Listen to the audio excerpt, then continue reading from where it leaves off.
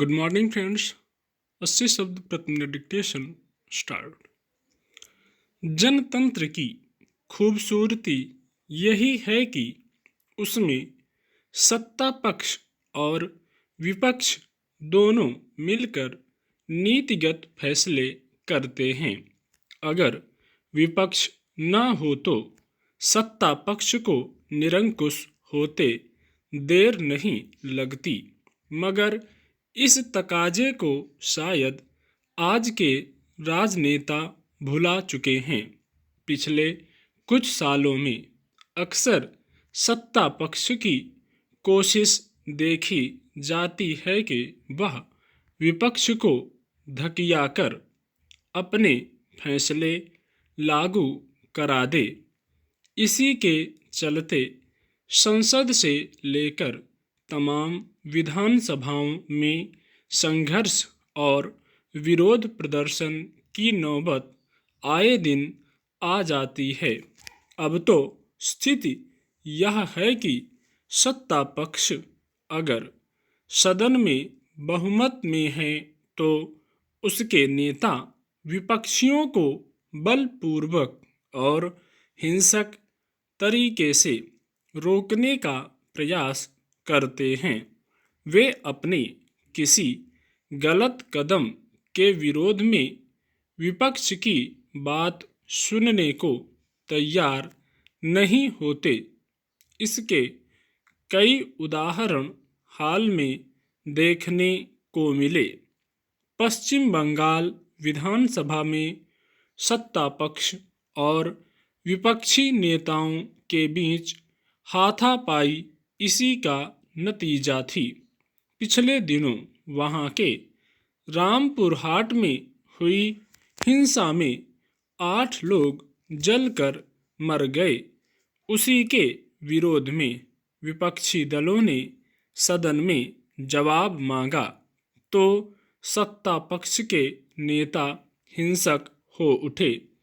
उस घटना से सबक नहीं लिया गया और दिल्ली विधानसभा में विपक्ष के हंगामा करने पर उसके नेताओं को सुरक्षा कर्मियों के जरिए धकियाकर बाहर कर दिया गया।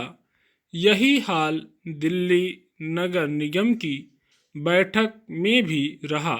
वहां सत्ता पक्ष और विपक्ष के पार्षद इस कदर गुत्थम गुत्था हुए कि एक दूसरे के कपड़े तक फाड़ डाले। हालांकि कुछ मौकों पर पहले भी जनप्रतिनिधियों ने सदन में हिंसक व्यवहार किया है। उत्तर प्रदेश विधानसभा में एक दूसरे पर माइक और कुर्सियां फेंकने का दृश्य आज भी लोगों की जेहन में बना हुआ है।